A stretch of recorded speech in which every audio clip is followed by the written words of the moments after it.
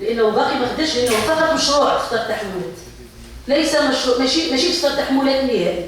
فاذا ما صدقاتش عليه الدوره المجلس ما عنديش الحق نخرج.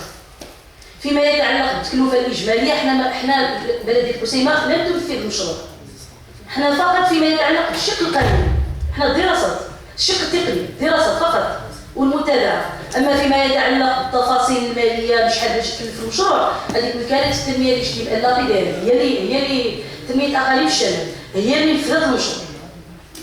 وكنظن ان مجلس الحسابات جا ودار التقرير ديالو، لان وكاله تنميه اقاليم الشمال من سنه لسنه كيقيموا التدخلات ديالها على الصعيد الوطني.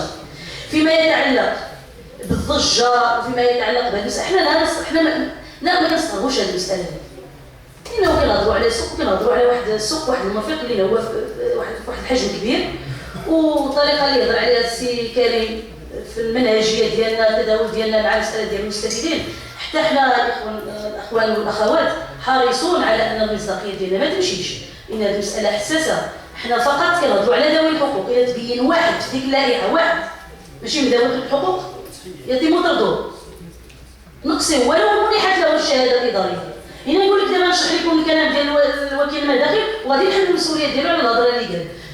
المساله ديال يقدر يتصرف لنا شي حد، لانه قبل كان مثلا السيد عنده سوق، عنده محل في السوق، جا تنازل، داك السيد تنازل شي واحد، صبحوا عندنا جوج ديال ذوي الحقوق، في حين ان قانونيا انا ما كنعترفش بهذيك المؤسسه، ما كتعترفش بهذيك اللي تنازل ليه، كتعترف بالسيد اللي عندنا حنا في الوثائق ديالنا. تقدر تمنح ليه الوثيقه ديال الشهاده الاداريه باش يخرج لنا من ديك العمليه الترحيل، ولكن دابا غادي نصفيو حنا هذه العمليات، وهذه العمليه نحن فقط طرفنا. الا كان شي واحد اشد ما حرص على ان هذه العمليه تنظر مصداقيه فهو المجلس البلدي، وحتى الاخوان معنا في النقابه مشكورين قاموا بواحد المجهود كبير في هذا الشق هذا. ولا السلطه كانوا دائما مواكبين لا العمليه الترحيل ولا العمليه دابا ديال اعاده ادخال هذا المستفيدين لهذا المرفق هذا. حنا باقي ديال الله كندرسوا هذه اللجنه بالموازاه، كنوجدوا الوثائق. ربما يستغرب الكثير منكم على شيء انه استغرق 3 شهور، ولكن اذا ظهر السبب بطل العجل. هذه المساله عندها مسطره، المجلس البلدي عنده مسطره ديالو كيتبعها. اعداد الوثائق وجرينا، لانه كانت مع عاوتاني ديباسمون اللي حنا البلديه ساهمنا فيه الى غير ذلك، وكانت ملاحظه ديال التجار دخلنا فيها، راه باقي كيتصلح بعض الاصلاحات ضروري ما تكون، لانه المشروع كان غيتنفذ في سنتين، يتنفذ في زمن قياسي في عام، والى يجينا ما كاينش حتى عام 6 شهور ولا 7 شهور باش ننفذ هذا المشروع، وفي ذاك الحجم هذاك راه 3 كيلومتر 3 هكتار. المرفق يوجد على 3 هكتار، ماشي ساهل تجي تبنيه في 6 شهور ولا 7 شهور.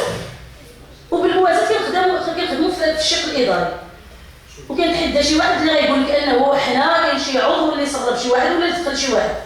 حنا في اخر المطاف غادي هذه اللائحه غادي تدوز المراحل ديالها، غادي نصفيو هاد الناس اللي هذا هو اللي على ما اظن. وكيل المداخل هذا هو المشكل اللي عندنا، هو انه فعلا بانوا مثلا في واحد المحل واحد فيه 3 ديال المستفيدين، لان هذا تنازل لهذا وهذا تنازل. كتعرفوا الملك الجماعي كيفاش كيتم في هذه المساله، ولكن حنا من الناحيه القانونيه غادي نمشيو اللي عنده الحق. اللي عنده الحق هو الاولاني اللي تقيد بسميتو، اما داك اللي تنازل ليه حنا ما كنعرفوش، ولكن واقعيا باغي ان نتعامل معه.